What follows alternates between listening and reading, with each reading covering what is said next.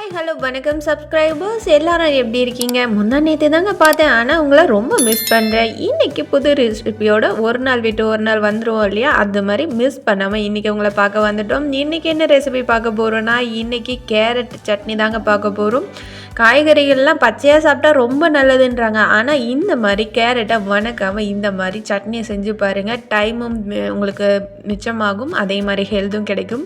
ஈஸியாக குயிக்காக செஞ்சிடலாம். இது டிஃபனுக்கு, ரைஸுக்கு எல்லாத்துக்குமே அட்டகாசமான காம்பினேஷனாக இருக்கும். மறக்காமல் இந்த ரெசிபி நீங்கள் ட்ரை பண்ணி பாருங்கள். உங்கள் வீட்டில் கேரட் ஒரு ரெண்டு கேரட் இருந்தாலும் போதும், டிஃபனுக்கு சட்டுன்னு கும்முன்னு ஜம்முன்னு செஞ்சு முடிச்சிடலாம். இந்த ரெசிபி யாருக்கெல்லாம் யூஸ்ஃபுல்லாக இருக்கும்னு நீங்கள் நினைக்கிறீங்களோ அவங்களுக்கு மறக்காமல் ஷேர் பண்ணிவிட்டு, நம்ம சேனல் இப்போ தான் நீங்கள் ஃபஸ்ட் டைம் பார்க்குறீங்கன்னா சப்ஸ்கிரைப் பண்ணி ஆளுங்கிற நோட்டிஃபிகேஷன் கிளிக் பண்ண மறந்துடாதீங்க. வாங்க சேனல் இன்ட்ரோ பார்த்துட்டு வீடியோக்குள்ளே போயிடலாம். அறுசுவை சமைத்திடுவோம், ஆரோக்கியமாய் வாழ்ந்திடுவோம். நீங்களும் சமையலை ஈஸியாக டென்ஷன் இல்லாமல் ஹெல்த்தியாக சமைக்கணுமா? Welcome to our channel. இது என்ன சமையல், என்ன ருசி, ஆஹா! இந்த ரெசிபி ரொம்ப ஈஸிங்க. ஒரு 5 மினிட்ஸ் கூட உங்களுக்கு டைம் ஆகாது. 2 மினிட்ஸ் இருந்தால் போதும். வாங்க இன்றைக்கி ரெசிபிக்குள்ளே போயிடலாம். இன்றைக்கி ஒரு தாளிப்பு கரண்டியில் நான் இன்றைக்கி ஒரு டீஸ்பூன் எண்ணெய் ஊற்றிருக்கேன். இது எண்ணெய் எல்லாம் எதுக்காக ஊற்றிருக்கோன்னா, நம்ம இந்த சட்னிக்கான தாளிப்பு தான் கொடுக்க போகிறோம். மற்றது எல்லாத்தையுமே கேரட் இதெல்லாம் நம்ம வதக்க போகிறதே கிடையாது. அப்படியே நம்ம ராவாக பச்சையான கேரட்டை எடுத்து கட் பண்ணி போட்டு தான் செய்ய போகிறோம். இந்த சட்னிக்கு மசாலா அரைக்கணும், அதை வாங்க பார்த்துடலாம். இப்போ 1 டேபிள் ஸ்பூன் எண்ணெய் ஊற்றினதில் 1/2 டேபிள் ஸ்பூன் தனியா ஆட் பண்ணிக்கலாம். அதே மாதிரி 1/2 டேபிள் ஸ்பூன் ஜீரகம் ஆட் பண்ணி இந்த எண்ணெய் நல்லா லோ ஃப்ளேமில் வச்சுருங்க. அடுப்பை கண்டிப்பாக லோ ஃப்ளேமில் வைக்கணும். ஏன்னா உங்களுக்கு ஜீரகம் அண்டு தனியாலாம் சீக்கிரமாக பொரிஞ்சு வந்துடும். தீஞ்சிடுச்சுன்னா கண்டிப்பாக உங்களுக்கு சட்னி சொதப்பும், டேஸ்ட்டும் நல்லா இருக்காது, வாசமும் நல்லா இருக்காது. அப்புறம் எங்களை கோச்சிக்கக்கூடாது. அடுப்பை லோ ஃப்ளேமில் வச்சுட்டு இப்போ ஜீரகம் தனியாக போட்டாச்சு. இப்போது 6 ரெட் சில்லியுமே நான் இதில் ஆட் பண்ணிக்கிறேன். இந்த சட்னிக்கு கண்டிப்பாக காரம் அதிகமாக தான் இருக்கணும். 6 ரெட் சில்லிங்கிறது கரெக்டான அளவு. நான் 2 ரெட் சில்லி எக்ஸ்ட்ரா ஆட் பண்ணியிருக்கேன். மொத்தம் 8 ரெட் சில்லி ஆட் பண்ணியிருக்கேன். நீங்கள் எப்பயுமே போடுற காரத்தோட 1 மிளகாய் இல்லைனா 2 மிளகாய் காரம் அதிகமாக கண்டிப்பாக ஆட் பண்ணிக்கோங்க. அப்போ தான் டேஸ்ட்டு சூப்பராக அட்டகாசமாக கிடைக்குங்க.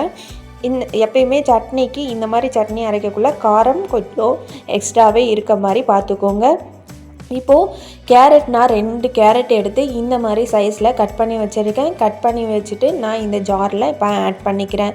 நீங்களும் கேரட்டை தோல் சீவிட்டு நீங்கள் ஆட் பண்ணுவீங்கன்னா, தோல் சீவிட்டு இந்த மாதிரி சைஸில் உங்களுக்கு எந்த மாதிரி சைஸில் மிக்ஸி அரைக்குமோ அந்த அளவுக்கு நீங்கள் சின்னதாக நல்லா கட் பண்ணிக்கோங்க. எனக்கு டைம் இல்லாதனால இந்த மாதிரி பெருசாக நான் கட் பண்ணி இன்றைக்கி எடுத்திருக்கேன்.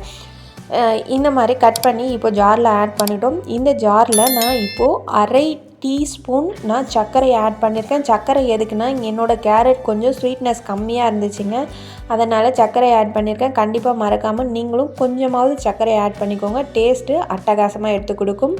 இன்றைக்கி ஒரு 1/2 நெல்லிக்காய் சைஸு புளியை எடுத்து நான் அப்படியே நல்லா அந்த இதில் இருக்க தூசு அண்டு இதெல்லாம் அந்த நரம்பு இதெல்லாம் எடுத்துட்டு நான் இப்போது இந்த கேரட்டோடையே ஆட் பண்ணிக்கிறேன். இப்போ ஆட் பண்ணியாச்சு. அடுத்தது என்ன பண்ண போகிறோன்னா, இதை நல்லா நைஸாக நம்ம அரைக்கணும். அதே மாதிரி இது ரொம்ப நீங்கள் சீவி ஆட் பண்ணிக்கிறதுனா கூட கேரட்டை நல்லா சீவி கூட ஆட் பண்ணிக்கலாம். ஏன்னா சீவி ஆட் பண்ணக்குள்ள உங்களுக்கு ஈஸியாக அரைப்பட்டு வரும். இப்போ பாருங்கள், தண்ணி எல்லாம் சேர்க்காமல் கேரட் இந்த புளி இதெல்லாம் அரைச்சி எடுத்துகிட்டு வந்துட்டேன். இப்போ நம்ம வறுத்து வச்சோம் இல்லையா, அந்த பொருளையும் இதிலே ஆட் பண்ணி நல்லா தண்ணி ஊற்றாமல் திருப்பி நம்ம நைஸாக அரைச்சி எடுத்துகிட்டு வந்துடலாம். ஏன் தண்ணி ஊற்றாமல் அரைக்கிறோன்னா, அப்போ தாங்க நல்லா உங்களுக்கு நைஸான பேஸ்ட்டாக கிடைக்கும். நீங்கள் ஃபஸ்ட்லேயே தண்ணி ஊற்றி அரைச்சிட்டிங்கன்னா அவ்வளோக்கும் உங்களுக்கு நைஸாக கிடைக்காது. இந்த அரைக்கிறதுக்கு முன்னாடி நான் சொல்ல மறந்துட்டேன், சட்னிக்கு தேவையான உப்பையும் போட்டு நல்லா நைஸாக அரைச்சி எடுத்துக்கோங்க. கொஞ்சமாக தண்ணி ஆட் பண்ணி நல்லா நைஸாக உங்களால் எவ்வளோ நைஸாக அரைக்க முடியுமோ அந்த அளவுக்கு நைஸாக அரைச்சிக்கோங்க. இப்போ இந்த அளவுக்கு நான் நைஸாக அரைச்சி எடுத்துட்டேன். இப்போது தண்ணி ஆட் பண்ணிக்கலாம். கொஞ்சமாக தண்ணி ஆட் பண்ணி இன்னுமே நல்லா நைஸ் இதாக அரைச்சி எடுத்துக்கலாம். அதே தாளிப்பு கரண்டியில் 1 டேபிள் ஸ்பூன் நான் இப்போது ஒரு 1/2 டேபிள் ஸ்பூன் எண்ணெய் ஊற்றிக்கிறேன். இது எதுக்காகனா, நம்ம சட்னிக்கு தாளிப்பு கொடுக்க போகிறோம். அதுக்காக தான் நான் இப்போ எண்ணெய் ஆட் பண்ணியிருக்கேன். எண்ணெய் நல்லா காஞ்சி வரட்டும்னு ஒரு அரை டீஸ்பூன் கடுகு ஆட் பண்ணிக்கிறேன். கடுகு இதெல்லாம் நல்லா பொரிஞ்சு வரட்டும். நீங்கள் ஜீரகம் ஆட் பண்ணுறது சாதத்துக்குன்னா ஜீரகம் ஆட் பண்ணிக்கோங்க. இல்லைன்னா நான் இன்றைக்கி பாசிப்பருப்பு தான் தாளிப்புக்கு போட்டிருக்கேன். நீங்கள் பச்சை வேர்க்கடலை போட்டுக்கலாம்.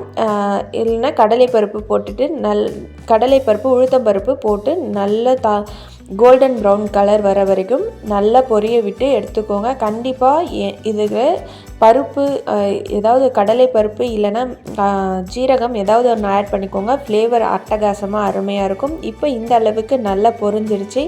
பொரிஞ்சதில் நம்ம அரைச்சி வச்சுருக்க சட்னியை ஆட் பண்ணிடலாம். பாருங்கள், இந்த அளவுக்கு நைஸாக கண்டிப்பாக சட்னியை அரைச்சி எடுத்துக்கோங்க. சாரிங்க, கரண்ட் போயிடுச்சு, அதனால் கலர் கொஞ்சம் டல்லாக தெரியுது, அதனால் கோச்சிக்காதீங்க. ஆனால் நீங்கள் செய்யக்குள்ள கலர் உங்களுக்கு அப்படியே தான் தெரியும்.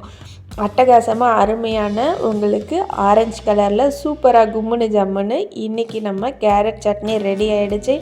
நீங்களும் இதே அளவுகளில் மறக்காமல் ட்ரை பண்ணி பாருங்கள். சட்னி கண்டிப்பாக நல்லா ரொம்ப தண்ணியாட்டம் இருக்கக்கூடாது, ரொம்ப கெட்டியாகவும் இருக்கக்கூடாது, இந்த அளவுக்கு இருக்கணும். அதை மட்டும் கொஞ்சம் பார்த்துக்கோங்க. பார்த்து நீங்கள் இது பண்ணிங்கன்னா சூப்பராக அட்டகாசமாக இருக்கும். சட்னியை பொறுத்த வரைக்கும் நம்ம என்னென்ன இன்க்ரீடியன்ட்ஸ் போடுறோம், அதே மாதிரி எப்படி எப்படி அரைக்கிறோங்கிறது ரொம்ப ரொம்ப இம்பார்ட்டண்டான விஷயம். ஹெல்த்தியாக இருக்கணுமா, டைம் உங்களுக்கு சீக்கிரமாக சட்டுன்னு கும்முன்னு ஜம்முன்னு சமைக்கணுமா, கண்டிப்பாக இந்த ரெசிபி இதே அளவுகளில் நீங்களும் ட்ரை பண்ணி பாருங்கள். இந்த ரெசிபி யாருக்கெல்லாம் யூஸ்ஃபுல்லாக இருக்கும்னு நீங்கள் நினைக்கிறீங்களோ அவங்களுக்கும் ஷேர் பண்ணி அவங்களுக்கு என்ஜாய் பண்ண வைங்க.